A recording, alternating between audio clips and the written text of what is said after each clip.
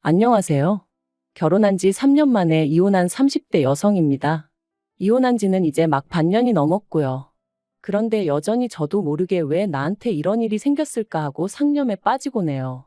살다 보면 한 번쯤 똥 밟는 날도 있는 거라고 그렇게 생각하고 잊어버리려고 하는데 그게 생각만큼 쉽지가 않거든요. 그래서 차선책으로 선택한 게 남들에게 제 이야기를 해보는 거예요. 후련하게 부정적인 감정을 털어내는 것도 꽤 괜찮은 방법 같아서요. 남편을 만나기 전, 저는 대기업은 아니었지만 그래도 비교적 이름난 회사를 다니던 직장인이었습니다. 커리어에 대한 욕심이 있다 보니 주변은 둘러보지 않고 오로지 경주마처럼 앞만 보고 달리는 사람이었고요. 그리고 그렇다 보니 결혼은커녕 연애 한번 제대로 해보지 못하고 어느새 30을 넘겼는데 그럼에도 불구하고 급하다는 생각은 안 들대요. 그래서 나는 결혼하고는 크게 인연이 없는가 보다 했었는데 생각지도 못한 어쩌면 평생 나와 같이 늙어갈지도 모르겠다 생각했던 단짝 친구가 어느 날 갑자기 시집간다며 청첩장을 주는 게 아니겠어요? 정말이지 그때 제가 받은 충격은 뭐랄까.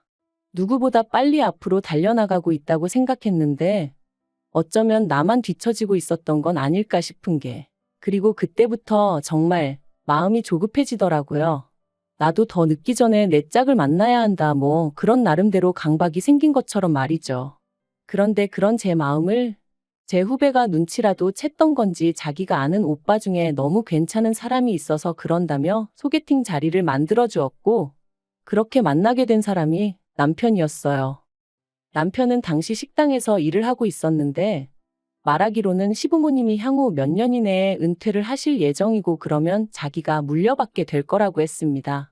그래서 원래는 주말에만 도와드리곤 했었는데 저와 만나기 얼마 전 아예 회사를 관두고 식당 일에 뛰어들었다고 하더라고요. 그러면서 자기 이야기를 늘어놓는데 솔직히 처음에는 좀 별로다 싶었어요. 제 이야기를 들어주기보다는 자기 얘기를 하기에 바쁜 사람 같았으니까요. 하지만 대화를 좀 더 나눠보니 가족애도 있고 책임감도 있고 속이 깊은 사람 같더라고요. 그래서 남편이 한 번 더 만나고 싶다 했을 때 그러자 했네요. 그리고 그 이후로 몇 번의 만남을 더 갖게 되었고 그 인연이 이어져 부부의 연까지 맺게 되었죠. 남편과 결혼하던 당시 시댁에서 2억을 해주셨고 친정에서도 그와 비슷한 수준으로 지원을 해주셨습니다. 거기에 플러스로 남편은 남편대로 저는 저대로 모아둔 돈이 있었기에 솔직히 부족함이나 어려움 없이 신혼생활을 시작할 수 있었죠. 하지만 모든 것이 원만하게 흘러가는 듯했던 저희 결혼생활이 조금씩 삐그덕거리기 시작한 건 생각지도 못한 신우가 저희의 일상에 등장하면서였습니다. 남편에게는 위로 6살 많은 누나, 그러니까 신우가 있었는데 저는 결혼식 당일을 제외하곤 한 번도 신우와 따로 만남을 가져본 일이 없었어요. 남편이 몇 번이나 자리를 만들어 보려고 했었지만 매번 이런저런 이유로 신우가 약속을 파토냈었거든요.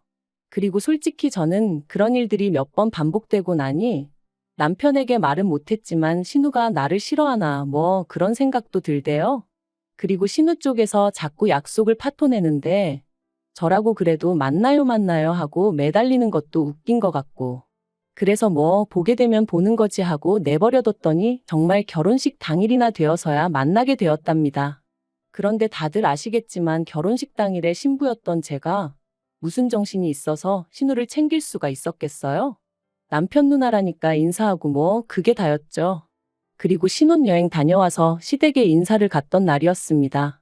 어머님이 저더러 집에 가면 신우한테 전화 한 통 해주라면서 결혼식 당일날 제가 자기를 본체만 채 하더라며.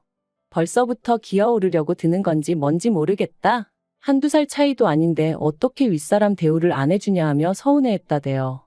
듣고 있는데 정말 황당했습니다. 그런 말을 하는 신우도 그런 신우한테 따끔하게 한마디 해주시진 못할 망정 오히려 말을 전하시는 어머님도 솔직히 얼마나 실망스러웠는지 몰라요. 하지만 그때만 하더라도 이제 갓 시집 온 입장이었던 만큼 제 목소리를 크게 내고 싶은 생각은 없었습니다. 그래서 그냥 어머님 말씀대로 신우에게 전화했고 그날 신경 써드리지 못해서 죄송하다 했더니 자기가 이번만큼은 그냥 처음이라 뭘 몰라서 그랬다 생각하고 넘어가겠다나요? 그런데 지금 생각해보면 애시당초 그때부터 아니다 싶은 건 아니라고 말을 했어야 하는데 제가 너무 순진하고 바보 같았어요. 아무튼 그런 일도 있었지만 그게 저와 남편의 결혼 생활에 어떤 영향을 미쳤던 건 아니었어요. 적어도 저는 그렇게 생각했죠. 하지만 결혼하고 1년쯤 됐을 땐가 신우가 시부모님 댁으로 들어간다고 하더라고요. 그런데 시매부랑 다 같이 들어가는 게 아니라 신우만 시조카를 데리고 들어간다는데 혹시 무슨 일이라도 있는 거냐는 제 질문에 남편은 그런 건 아니고 시매부한테 일이 있어서 당분간 떨어져 지내게 되었다면서 제가 신경 쓸 일이 아니라고 말 그대로 쓸데없는 관심 갖지 말라는 식으로 말을 하는 거예요. 그리고 저희 남편이 저한테 그런 식으로 말을 한 적이 거의 없었거든요. 그래서 좀 놀라기도 했고 어떤 의미로는 정말 더 신경이 쓰이대요. 저한테 꼭 뭘 감추는 것 같았으니까요. 그리고 아니나 다를까 역시나 거기엔 저만 모르던 비밀이 있었어요. 바로 신우의 이혼 소식이었죠. 그리고 그 이혼의 이유가 심해부의 바람이라는 걸 알게 되었을 땐 제가 개인적으로 신우를 어떻게 생각하는지 그걸 떠나서 그냥 신우가 안 됐더라고요. 그리고 그 과정에서 알게 된 게 신우가 심해부랑 결혼하게 된 것도 심해부가 결혼해달라고 열렬히 신우를 쫓아다니고 뭐 그랬던 게 아니라 두 사람이 술 먹다 하룻밤을 같이 보냈는데 신우가 그만 임신을 했었다대요. 그래서 저희 시부모님이 심해부의 부모님더러 내 딸 인생 책임지라며 난리를 쳐서 결국 결혼을 시켰다는데 그 이야기를 듣고 나니까 그동안 어째서 그 두 사람 사이가 제 눈에는 그렇게 위태로워 보였는지 조금은 납득이 가더라고요. 심해부가 신우를 보는 눈에는 애정이 없었거든요. 심지어 명절이나 시부모님 생신처럼 온 가족이 모인 자리에서 무식하다 교양 없다 해가며 대놓고 무시하기도 일쑤였고 아무튼 그런 두 사람이었으니 이혼 소리가 나왔을 때 놀라지 않았던 건 결코 저뿐만은 아니었을 겁니다. 매달 양육비 60만 원씩 받는 조건에 재산이랄 게 없어서 신우 앞으로 떨어진 것도 없었고 그나마 위자료로 700만 원인가 받았다는데 들으면 들을수록 신우가 참으로 짠하대요. 그리고 상황이 그랬으니 시부모님께서 신우더러 시조카를 데리고 집으로 들어오라 하신 거였고요. 그런데 솔직히 여기까지야. 시부모님이 당신들 딸 챙기겠다는데 제가 무슨 말을 할 수 있었겠어요? 저희 친정부모님이라도 그러셨을 테고요. 하지만 제가 이해할 수 없는 건 남편이 보여준 태도였어요. 남편이 도대체 어디서 뭘 듣고 왔는지 자기가 심해부의 역할 그러니까 시조카 아빠 역할을 자처하기 시작했거든요. 남편은 일주일에 6일을 식당에서 일했고 저는 다른 직장인들과 마찬가지로 평일에 일하고 주말에 쉬는 스케줄이었다 보니 저희가 같이 쉬는 날은 일요일 하루가 전부였어요. 그래서 일요일이면 저희는 늘 어디로든 떠났습니다. 서울 근교로 드라이브를 떠나기도 했고 때로는 서울 시내에서 유명한 식당이나 카페를 돌아다니며 연애할 때와 별반 다르지 않은 시간을 보냈죠. 그런데 신우가 시댁으로 들어온 이후로 남편은 걸핏하면 어딜 가든 시조카를 데리고 가고 싶어 했어요. 게다가 장소나 일정도 7살 난 남자아이가 무엇을 좋아하는지에 맞춰지기 시작했달까요? 그리고 저라고 처음부터 반대를 했던 건 아닙니다. 남편이 쉬는 날엔 신우가 식당에 나가서 시부모님을 도와 일을 했으니 제가 생각해도 시조카가 좀 쓸쓸하겠구나 싶어서 처음엔 남편이 하자는 대로 따라줬었죠. 그런데 그렇게 한두 달 시간이 흐르고 나니까 일단 쉬는 날이 쉬는 날처럼 느껴지지가 않았고 이러다 우리 둘만의 시간은 언제 가질 수 있을까 싶은 게 남편에게 점점 서운한 마음이 들더라고요. 또 한편으론 어린애를 상대로 이런 생각을 하는 제 자신이 한심해서 스스로에게 짜증도 많이 났죠. 아무튼 고민 끝에 결국 남편에게 이제 시조카를 데리고 나가는 건 그만했으면 좋겠다고 어렵게 말을 꺼냈습니다. 그런데 남편은 저더러 지금 어린애를 질투라도 하는 거냐며 유치하다 하더니 그러면 저는 혼자 집에 있으라대요. 자기는 어쨌든 시조카가 안쓰러워서 나 몰라라는 못하겠다면서 말이죠. 그리고 전 이런 남편의 반응에 꽤 충격을 받았습니다. 하다못해 저를 어떻게든 달랜다던가 설득을 한다던가 그런 과정도 없이 저랑 시조카 중에 시조카를 딱 선택했다는 자체가 너무 서운했거든요. 그리고 그날 이후로 정말 저는 혼자 집에 남았고 남편은 시조카를 데리고 나가더군요. 그런데 그 상황 자체보다 더 황당했던 건 바로 그 다음 주부터는 신우까지 합세하여 셋이 외출을 했다는 거예요. 사실 신우가 일을 하니까 시조카 혼자 있게 하기가 뭐해서 남편이 데리고 다녀도 뭐라고 안 했던 건데 남편이랑 시조카 그리고 신우까지 누가 보면 셋이서 한 가족인 줄 알게끔 그렇게 주말마다 나가니 어처구니가 없더라고요. 그래서 남편한테 이제 보니 신우도 쉬는 거고 그럼 신우가 시조카를 챙기면 되는 거지 당신까지 같이 나갈 필요가 있냐니까 여자 혼자 애 데리고 다니면 사람들이 무시한대요.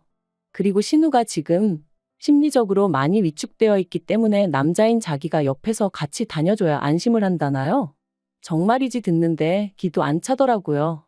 제가 남편더러 말도 안 되는 소리 좀 하지 말라고 했어요. 삼촌으로서 조카 챙겨주고 동생으로서 누나 챙겨주고 그러고 싶은 마음은 알겠지만 남편 역할부터나 제발 좀 똑바로 하란 말과 함께요. 그런데 이 이야기가 어머님 귀에 들어갔고 저는 정말 말 그대로 호되게 욕을 먹었습니다. 어머님께서 저더러 왜 이렇게 신부가 못돼 먹었냐면서 남매 사이를 갈라놓으려고 하는 거냐며 정말 실망이라셨거든요. 그래서 제가 어머님한테 제 입장도 이해를 좀 해달라고 하소연을 했습니다. 남편이 식당일 마무리하고 집에 오면 11시고 그럼 저희는 1시간도 채 같이 보내지 못한다.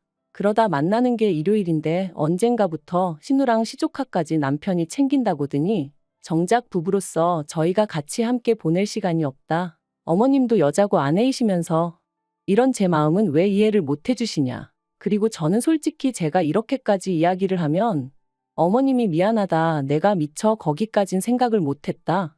내가 네 신우고 네 남편이고 알아듣게 잘 이야기해보겠다 뭐 이런 식으로 나와주실 줄 알았어요. 그런데 제가 드라마를 너무 많이 봤던 걸까요? 아니면 이상과 현실을 구분 못하는 바보천치였던 걸까요? 어머님이 보여주신 반응은 제 예상과는 완전히 달랐습니다. 저더러 나는 여자고 아내고 그런 건 모르겠고 내 새끼들이 가깝게 지내는 게 좋다. 누구건 간에 내 딸한테 상처 주는 꼴 이제는 못 본다. 그게 내 며느리라고 해도 나는 용서 못한다. 도무지 대화가 통하지 않는다는 게 이런 거구나 싶었어요. 그래서 어머님 뜻 잘 알겠다고 그러고 집으로 돌아왔습니다. 집에 돌아와 곰곰이 생각을 해봤는데 도무지 감당을 못하겠더군요.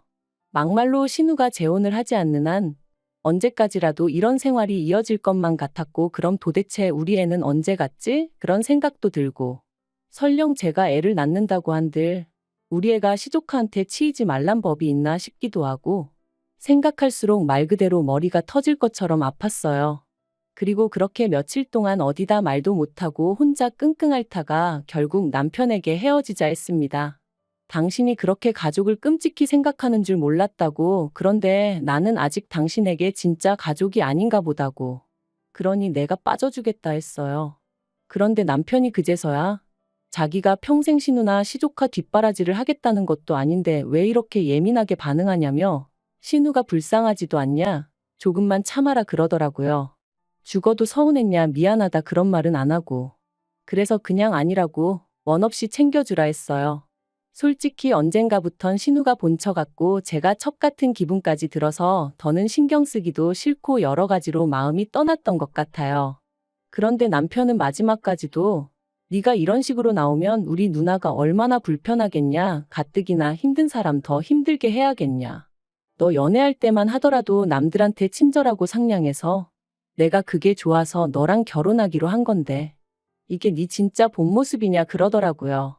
정말이지 그런 말을 짜증스럽게 짓거리는 남편을 보고 있자니 나를 이해해줄 생각은 요만큼도 없구나 싶으면서 완전히 정이 떨어져 버렸죠. 그리고 그렇게 저희는 결국 이혼했습니다. 결혼하고 3년 만에 이혼녀가 된 거죠. 협의 이혼했고 그제서야 어머님이 저더러 너는 왜 이렇게 극단적이니? 네 신우가 너한테 말은 안 해도 속으로 얼마나 고마워하는데 이러니? 이러면 네 신우가 마음이 얼마나 불편하겠니? 그런데 제가 마음을 바꾸질 않으니 이번엔 어머님께선 기어이 내 아들을 이혼남을 만드냐며 저를 가만 안 두겠다 하셨는데 정말이지 그 과정에서 제가 들은 말들은 다시 떠올리기도 싫을 만큼 잔인하고 수준 없고 무식하기 짝이 없었네요. 그래도 뭐 결국 이렇게 남남이 되었습니다. 그리고 지금도 제 선택에 저는 요만큼의 후회도 없어요. 오히려 자유롭게 사람들도 만나고 주말에 늘어지게 잠도 자고 무엇보다 신경 쓰이게 하는 거지 같은 것들이 주변에 없으니 살맛 나는 요즘이랍니다. 한편 이혼 후 남편은 시댁에 들어갔어요. 그러니까 마침내 시댁은 온 식구들이 다시 모이게 된 거죠. 그리고 이건 좀 쓸데없는 소리 같은데 결혼했다가 돌아온 두 자식들을 보고 계신 어머님 아버님은 이제 어떤 기분이실까요? 여전히 어머님 눈에는 가깝게 지내는 남매라서 보기 좋고 서로 돕고 사니 뿌듯하고 그럴까요? 제가 어머님이면 어지간히 속 터질 것 같은데 말이죠. 뭐 아무튼 저와 같은 피해자가 생기지 않도록 두 남매가 오손도손 알콩달콩 평생 서로 의지해가며 살아가길 기도해줘야겠어요.